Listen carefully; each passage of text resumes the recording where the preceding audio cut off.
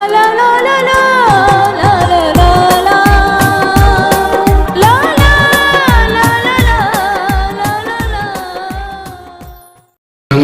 সংগঠন কর্তৃক আয়োজিত আজকের এই বর্ষবরণ অনুষ্ঠানের প্রধান অতিথি হিসেবে উপস্থিত থাকার কথা রয়েছে বিএনপির সিনিয়র যুগ্ম মহাসচিব শ্রদ্ধেয় অ্যাডভোকেট রুহুল কবির রিজভী ভাই। আমাদের মাঝে ইতিমধ্যে উপস্থিত হয়েছে ঢাকা মহানগর দক্ষিণ বিএনপির সাবেক সংগ্রামী সাংগঠনিক সম্পাদক আরিফুল ইসলাম আরিফ ভাই।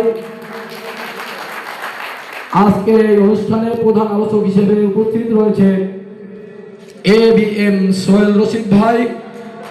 আমাদের মাঝে উপস্থিত হয়েছেন আমার শ্রদ্ধেয় বড় ভাই সামাজিক জাসাস কেন্দ্রীয় সংসদের সংগ্রামী সদস্য সচিব রোকন ভাই। আমাদের মাঝে উপস্থিত রয়েছেন কথা সাহিত্যিক জমির উদ্দিন ভাই এবং আজকের এই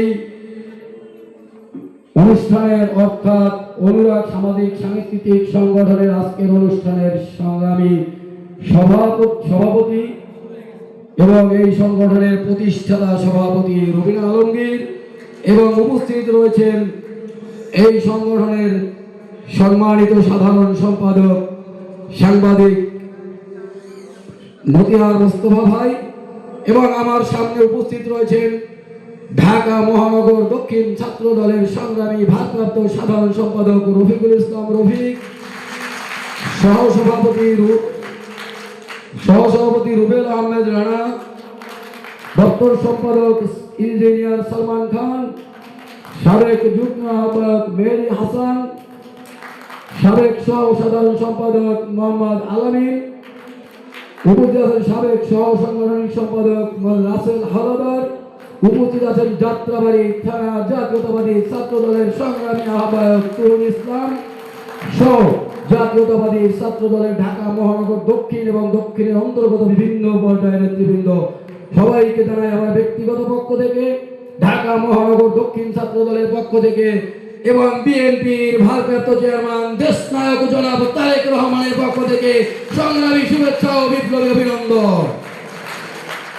প্রিয় নেতৃবৃন্দ, আজকে একটি সামাজিক প্রোগ্রাম, এখানে রাজনৈতিক বক্তব্য খুব একটা দেওয়ার সুযোগ নেই, কিন্তু মঞ্চে যারা উপস্থিত রয়েছেন সবাই তো জাতীয়তাবাদী আদর্শের নেতৃত্ব, তাই দু একটি কথা না বললেই নয়।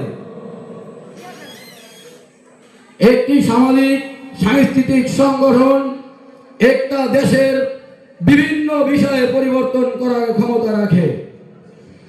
যেমন এই সংগঠনের সভাপতি সাধারণ সম্পাদক সহ যারা এই সংগঠনের সাথে জড়িত সকলের কাছে বিনীত অনুরোধ করব, আগামী 12ই ফেব্রুয়ারি ত্রয়োদশ জাতীয় সংসদ নির্বাচন আপনারা এই দেশের সাধারণ জনগণকে আপনাদের এই সাংস্কৃতিক সংগঠনের মাধ্যমে আপনারা বুঝাবেন এই বাংলাদেশের গণতন্ত্র এবং বাংলাদেশের জনগণ একমাত্র দেশনায়ক জনাব তারেক রহমানের হাতেই নিরাপদ।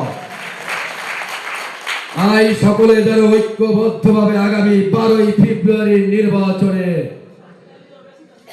বিএনপির প্রতি ধানের শীষে সবাই ভোট দিয়ে সমস্ত বাংলাদেশের 300টি আসনেই ধানের শীষের প্রতীকের প্রার্থীকে নির্বাচিত করে।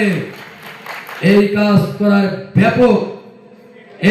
করার ব্যাপক সুযোগ আপনাদের রয়েছে। আর এই অনুরাগ সামাজিক সাংস্কৃতিক সংগঠনের বিষয়ে যদি কিছু বলতে যাই, একটা সংগঠন